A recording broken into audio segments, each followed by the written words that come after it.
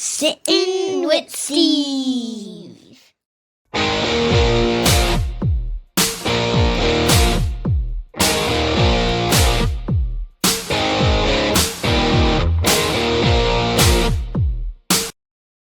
On this episode of Sitting with Steve, we're at Rabs Country Lanes and we're talking with owner-proprietor Frank Wilkinson about how to knock those pins down and how to get back up afterwards. Stay tuned for more. How long have you been running the show here? So we're here 30 years. 30 years. So we took over in 95, my family, and then I personally have been involved in the business since I'm a kid. I grew up around this. This is what I've always done. At 12 years old, sweeping the floors, giving out shoes, cleaning shoes, helping customers, and then full time when I was 19, 20. So you were on the books the whole time, though? Yes. Well, you say that when you're in a family business, there is no pay in the beginning. It's literally your pay is, hey, you wanted that new video game, right? You better go work for it. So walk us through the beginning, like how you got introduced you to the business. I know your parents, and it was like, this is a bowling alley, start sweeping, like.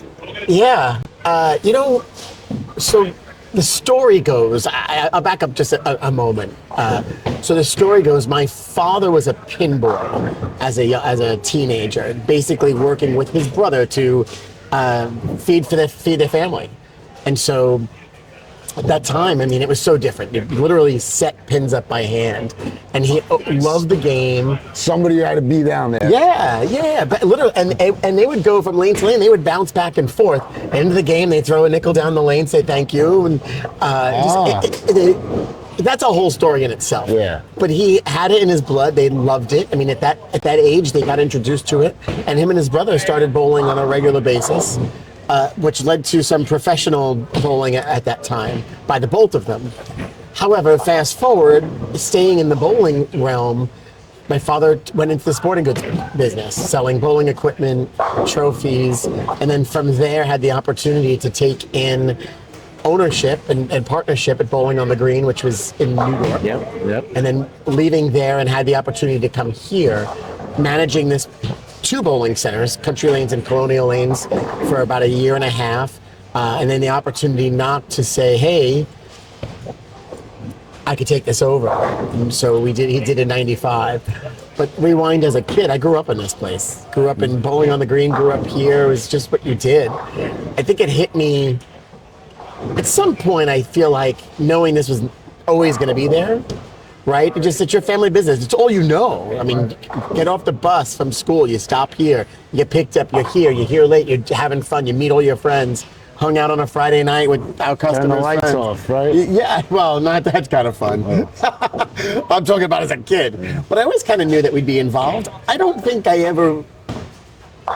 personally ever had the realization that I'd be the guy at some point. I think I did, but it wasn't real. It was, hey, my dad's not going anywhere. He's going to be here forever. My parents, so at some point I knew I would want to do it. I went to college. I went to St. John's University. I went to University College as an education major. I was going to go be a teacher. Like, that was the fallback plan.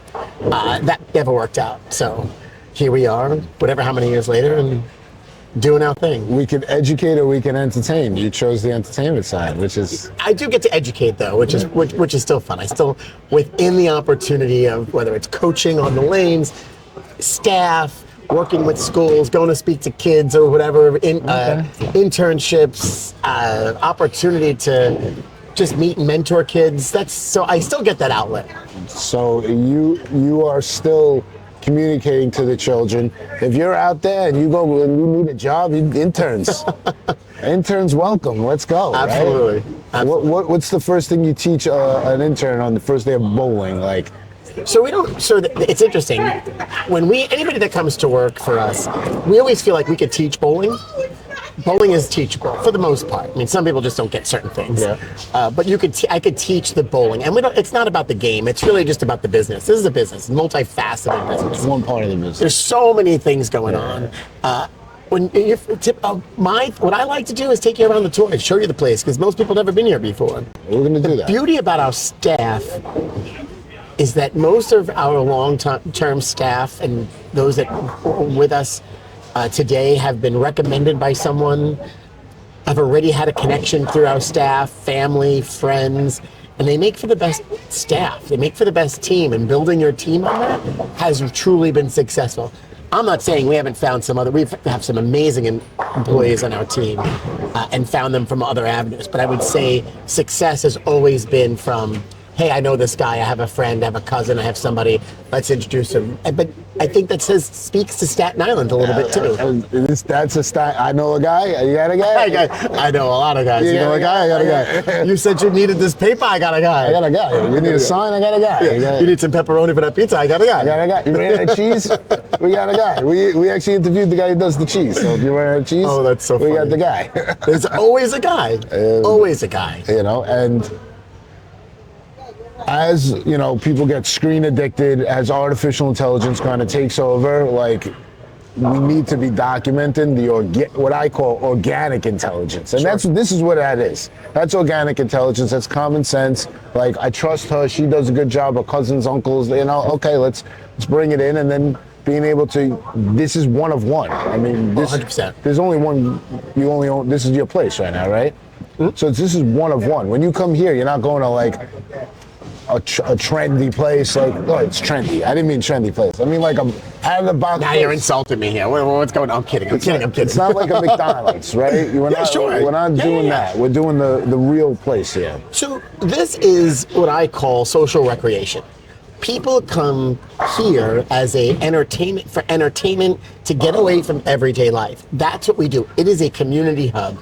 You see the people that come through these doors on a daily basis, weekly basis, monthly basis. Whether they're here every day, whether they come once a week, they come once a month, they're looking to get away from whatever is going on in their life. Take their aggravation out on the pins, have some fun with friends and family. It's true. And we pride ourselves on the ability of providing a place for you to do that. That outlet is so important. So let me ask you, since you've been seeing this for 30 years plus, are you seeing any difference in the stress that people are bringing in? Because they're coming here to get off stress, and it's different than it was in the 70s, 80s, 90s. Can you talk to that? And you see this. You're in a social atmosphere, which unfortunately not enough people are. No, well, some people don't know how to get out of their house. But again, that's what places like this are for. And the amazing part about the community within this, they come here for a drink, they might come here for coffee, they might come here for a slice of pizza. They may never bowl. They may come in to play a game in the arcade. They may come in to roll a game of bowling. It's all sorts of things. I will say in my experience over the years, I've definitely have seen different things socially. And I would say the most recent certainly is the pandemic. The pandemic has retrained us in so many different ways, good and bad, right? So bad, okay, we dealt with this lockdown, we dealt with whatever. Our business was closed for 5 full months, restrictions for 2 full years. But through that, we learned so much about how we operate, what we could do, what we don't do, what we can do, what we're going to keep. And people socially doing so many different things in a different way. For example, couples come in on date night by themselves. Post-pandemic, I think people got so locked up and worried, I don't want to say worried, locked up and crazed about being by themselves. They're coming out in groups of friends and family. The unit has come back, which I think is an amazing thing. We saw that right after we started opening, and it just exploded after that, where I tell people when I say that, think about your own personal, like your friends. All right, we're going for drinks tonight. Let's go. It's never just the 2 of you or 3 of you. Right. All right, who's coming? Always constant. And this has been great because all you got to do is, hey, bowling tonight, Rabs, 8 o'clock, right? I know with my friends and family, it's the same thing. That's definitely the biggest social change that I have seen. The groups. Prior to that, certainly was I would call what we call organized play, league bowling.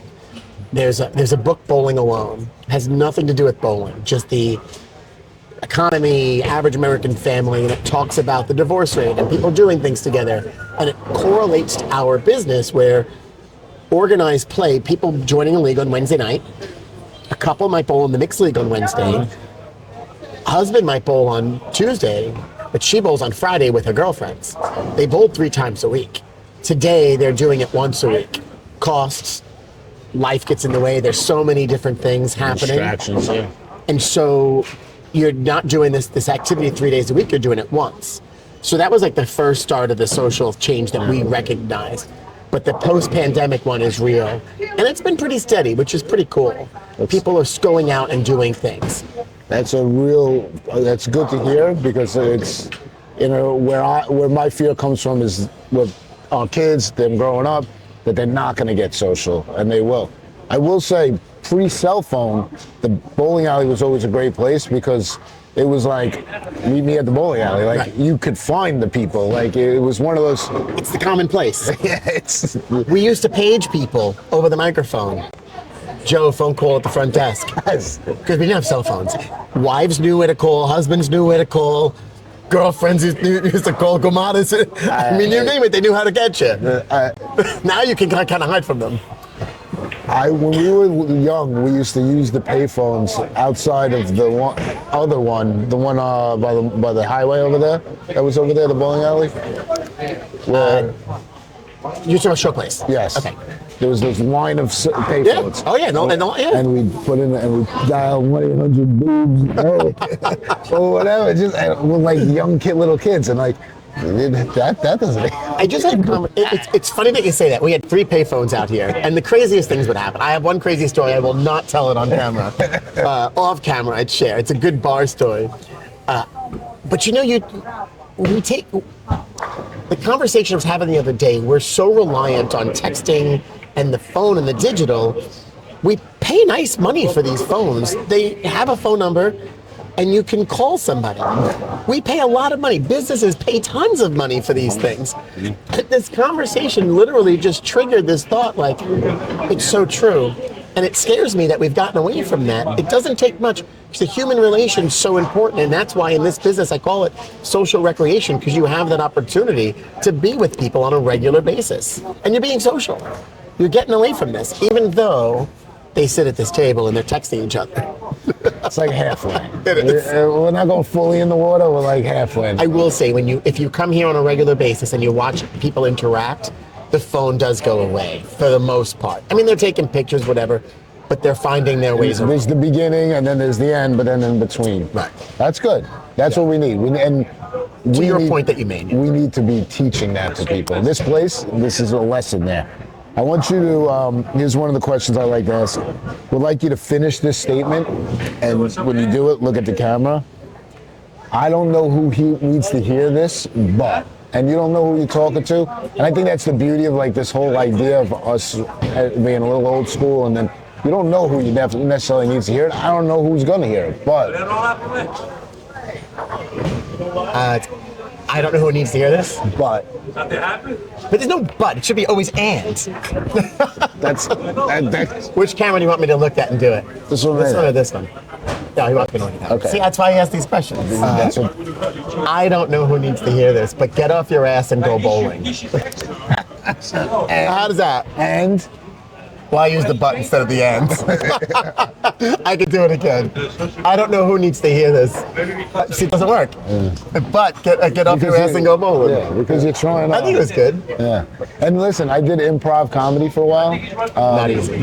Not easy. But it's and. You always say it's always and yes. It's never yes, but. and. Yeah. I despise using but. In some cases it works. Yeah. And if you're trying to juxtaposition something, you do. You have to change change what you're saying. Here I am. But it's yes and. And if someone's like, oh, you got a bologna on your head, you're like, yes and, I need some bread. Like, and that's funnier than, no I don't. No. And you know, that they told me I would never be a salesperson, and they wanted me to go to like, it was called Toastmasters. Yeah, absolutely. Okay. Do I seem like I need Toastmasters? Okay, but yes, and there's great value to it. There's so much. So I've been to 1 or 2 Toastmaster meetings in my time, and I say that like an old man, but it's funny. I feel like I have a very good presence. I can stand in front of people. I can speak However, Good. it's not easy to do. What Toastmasters can teach you is the ability to use words in certain ways and the ability to do more. And so just by going, I would go on a regular basis if I had time and energy to do another thing. Everybody can learn. If anybody needs to hear anything, you learn from everything in life. You learn from each other. Sitting here, we're learning from each other. You're listening, you're watching. So there's so much that you can learn. We don't know it all. I mean, that's always my point. It's absolutely. So I wrote a book which we spoke about. Yeah. In it, I describe in business having to take lemons and make lemonade. It's a pretty simple metaphor, but I find that the people that succeed in life are the people that really make the lemonade, make it good. Could you describe a situation in your time here where you were given lemons and like, okay, like what do we do with this? It could be like, I don't know, someone had a restaurant went on fire. It was like, but what was that moment that you could point to? I'm sure you got a few glasses of lemonade laying around. Sorry. Every day we're juggling lemons. You just never know. Lemons, limes, oranges, whatever, you name it, we juggle. You just, I love when somebody tells me, one, I'm too busy. Because one, I would never say you're too busy. Or I would never say, oh wow, I'm busy too. No. You say you're busy, I respect you're busy. You might be busy feeding your cats every day, and that's your busy. That's fine, but I have respect, that's your busy. I might be running a business and doing X, Y, and Z, and I say I'm busy, great, I respect that. Because I could never question. So when it comes to every day, and somebody says, oh, well, we need to get to this goal, I don't have enough information to get there. Do you think I could run a business with not enough information, need to make a decision now? No, you're juggling constantly. And we're just talking about it, but it is timely. The lemons and lemonade certainly is the pandemic of recent time. The unknown, March 17th, we're being told to shut down our doors. It's possible, it's coming. It was a Monday night. We looked at each other like, what the hell are we doing? We're shutting down early, curfews, all of these things. Unknown. But the crazy thing about the unknown, I knew what you knew. We knew what they all knew. But they called and said, when is the bowling alley opening? How would I know? Do you think that I have some sort of special phone to the governor or to whomever? No. So what we did in that time with our lemons, we shut down, we closed, did what we were supposed to do. And we had this one project kind of up on the whiteboard, just, hey, we should do something like this. And we just left it alone, never touched it, just too busy. The reason why I brought up busy is because we're always too busy. And you don't make the proper time. And so Nazareth, our center manager, looked at me and she says, I got this idea, let's make it happen. And essentially it was a podcast. Not everybody was doing these things. There were tons of them out there, but we started a live podcast, live from inside this building, and we did it every day. We did over 100 plus episodes. Now, it was every day for probably 40 episodes. And then it became, we're taking the weekends off, because then the weather got nice, and we're not doing this, we're just not doing it. And how long are we talking? What's the duration? This was from when we were closed. Duration of the episode? It depends on the day and what we had to talk about. When we first, it was anywhere from a half hour to an hour to, I think the longest one went on for 2 hours, and all we did was rant. Never. Yeah, absolutely. I'm a ranter. I can rant all day long. Ask them. Usually all good. I don't like to pontificate, but I can rant. In this case, we were connecting with our audience. That's what it was about. It was about staying in touch with each other, providing an opportunity to meet and talk to people. Our first episode was professional bowler Bill O'Neill, a dear friend of mine. He said yes, absolutely, and it just snowballed from there. Local community leaders, nonprofits, bowlers.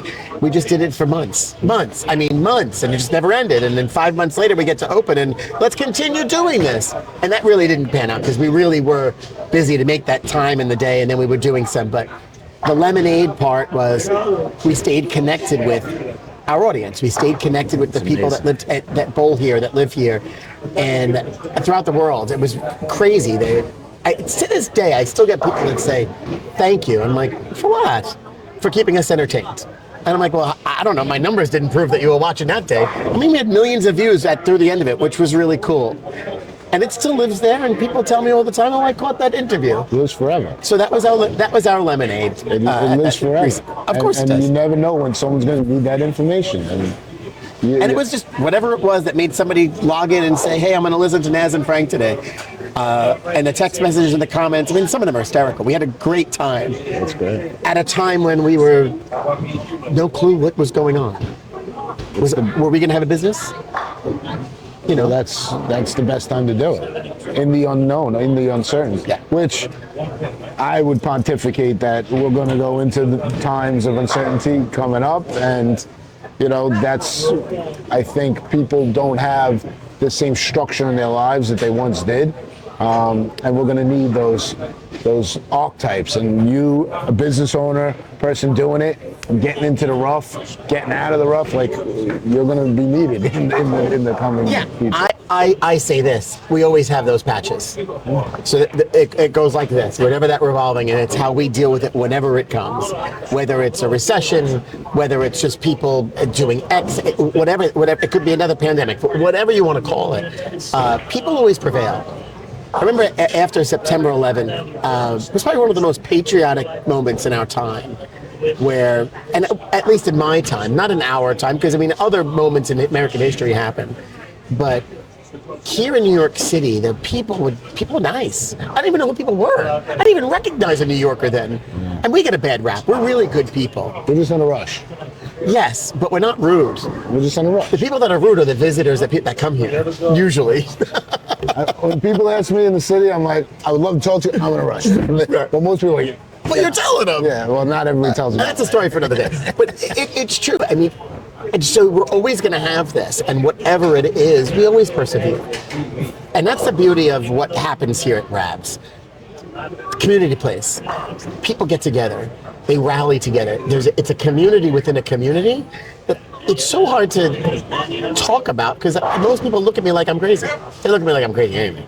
Well, I mean, I know not just the bowling. I know people go crazy for darts. They go crazy for, when you have air hockey going on, tournaments. You were here on a Saturday. We have once a month. We're the home for the New York Table Hockey League. New York Table Hockey League. The guys come from all over the area.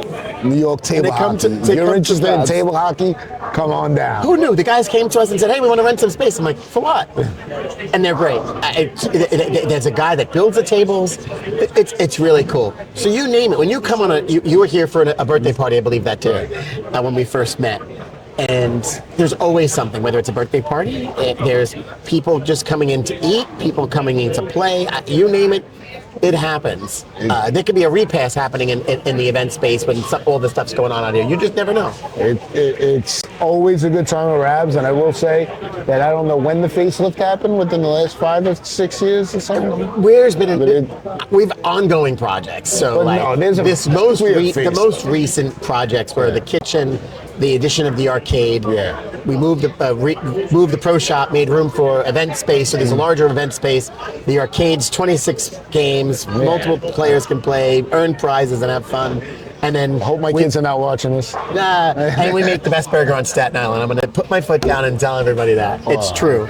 We'll see about that. True story. We'll see about I'm going to that. stick with it. I don't care what anybody says about anybody else's. They're all good. So you're giving a lot of motivation. I'm sure your employees feel it. Where do you go when you need someone to talk to, some motivation? Is there a person? Is it a place? It could be, for some people it's worship, but where can you go to get refueled? Besides just being the ball of energy that you are. It's a great question. And people like us that are in business, that are involved, don't get asked that question. Most people don't care. Nobody gives a crap. But I'm very fortunate. I walk through the doors every day here, and there's amazing people. And so even though this is not my outlet, it can be. Just the conversations with people, regular customers. I know the day of the week by the people walking through the doors, and there's some amazing people. It's true. I would tell you. I don't need a calendar. When we were shut down for 5 months, I had no clue what day of the week it was. I had no clue. But I know it's Wednesday right now, based on the people that are standing around us coming in for bowling tonight. Smells like Wednesday. Well, that too. Depending on the time of the day, right? So I make my time, and my advice to anybody is you have to make your time. So whether it be sitting at a bar and having a cocktail, whether it be meeting up with some friends for whatever, for dinner, you have to make your time. Whether you like to go to the spa, to go get massages, to do this, to do that, you owe it to yourself to take care of yourself. And so I find my time, I make my time, and most of the time sadly enough, it's mostly always with people. My friends, I have a great support system, whether it's fellow business owners, friends, and have the ability to pick up the phone and call somebody. But I would say I don't necessarily always need the outlet, because this place truly, I live here. Well, most of the people I'm talking to are living in their businesses, Yeah. so you're right there. And scheduling recovery time, which is what I'm hearing, is scheduling recovery time, and whatever that means to you, but it's clearly labeled like me time. Yeah, it's never scheduled. I try to. It never works. But I take my time. I will wind down, whether it's sitting at home, pour a glass of wine, watch a movie, simple. You can say smoking a bowl. It's okay. I don't smoke. Oh, okay. I honestly never picked up anything, never smoked a day in my life. And mainly because I grew up in this environment when smoking was so prevalent. I had family that my grandparents smoked. I was around it. You'd walk in the door on a Thursday night, no smoking. You couldn't see the front counter between the pipes, cigars, and cigarettes. And I'd go home smelling like a human cigarette. I just never got into it. And then even recreationally, just never. So alcohol's my vice when it comes to it. So you gotta not that you turn to it. everything in moderation, including moderation. That's right. Food is always my outlet. I love to cook. Take the time with my family. We cook, we drink, whatever. That is my outlet, and so stress-free. Try to make it whenever I can. Awesome, bro. We're rounding third base here. In the way I structured the book, I talk about pro tips. So what would your pro tip be? So you're here, you're the professional. You look at the camera, you say pro tip, and you give that pro tip. That's a loaded question. I'm gonna lean back on what we were just talking about, making time for yourself. So pro tip, make time for yourself. You owe it to yourself. Take good care of yourself. Make time. Get away from your business. Get away from everyday life, and take that moment to yourself. I love that. That's definitely a pro tip, big time. Is there a quote that you maybe keep in your head, a mantra that you tell yourself, something that's been repeated often, that it's like one of those keep me going things? Yeah, my big mantra is about treat others like you'd want to be treated yourself. Okay. That's certainly one. Mantra. Yeah, and we live in a world where it's so easy to be dismissive, and you never want to be dismissed. I don't care what anybody's saying. And this isn't just today, this has been forever. It's very easy to go about your everyday life and not care about someone. It doesn't take much to pick up the phone and say, hey, how are you? I haven't heard from you in a while. Even a message, something. And so I try to instill that in our team here. It's not always easy, but I believe our guests that walk through these doors every day, who hopefully feel like family, realize that, hey, there's a reason why we come here. There's a reason why we feel the way we feel. But yeah, the one thing that's true in my mind, and through my parents, my father, treat those how you want to be treated, and everything else follows with that. Great way to start the day and live your life. I'd like to say I'm doing yoga and in the morning, and no meditation. I can't do it. I love meditation. I can't We'll talk about it. I can't do it. It'll change your life. You need it. We all do. I think I think we need you need that outlet, whatever that is for you. When your brain is working so much, the exercise of meditation is to not work it. And we're so overstimulated, we're so over-caffeinated that it's like keeping yourself busy doesn't mean you're keeping yourself healthy. Sure. And it's shown through science, if you could shut your brain off and get into like a theta state through meditation, you heal faster, things work better, like stress is reduced. It's the plank of the brain, and it is hard because, I got to do this, I got to do this, but you work on it. It's like I got to get in shape. Like that's. So you start with a couple minutes. We will definitely talk. It'll. Yeah, I find my biggest escape, whether it's not in the kitchen cooking or enjoying a nice glass of wine, has certainly been the morning Peloton ride. Oh yeah. Just taking the ride in the morning, just for whatever reason. Yep. And it's like that to me is some meditation. It's just a different type of meditation. Active meditation. But it's active, and so like I can shut down doing that. There's nothing to think about, right? There's nothing to think about. Just do your ride. Well, it depends. If Kendall's on there's something to think about. I'm just saying, we miss Kendall. Where are you? Come back, Kendall. That's funny. Last two. Is there a song? I also do like songs to consider, so I have a playlist. Like, do you have a song that's like you're having a day, like put this song on, let's go? You know, it's one. I just played it last week. Nazareth and I in the office. Roses by Outkast. Oh yeah. That's one. You know you like to think. Yeah, that's right. That was always one, and then Sweat. Two songs, just high energy, get you thinking. But I might actually, when I come tomorrow morning, I think it's just gonna be blasting tomorrow. It's one of those. Okay. Yeah, it's just you need that in your life. I'm a big Billy Joel fan. 80s Joel, 70s Joel. All of it. We only do 80s Joel. No, all of it. Joel, all yes, of it. yeah. Whether it makes sense or not. Yeah. I've seen Billy a few times. Great. And, Yes. I'm looking forward to going to see him in Florida this year. They had just canceled the show. His last show he canceled, so hopefully later this year he's back on stage. He did. How many shows did he do at the Garden in a row? I've set a record back to back to back. One time I went to a canceled show and I bought tickets the same day. I was like 8th row back, straight front, and it was like a couple $100. I was like, this is amazing. Like, that's awesome. And he still crushed it all the way. Guy's amazing. Last but not least, I believe, and I think the world needs to, a lot of people follow this, but gratitude just changes everything.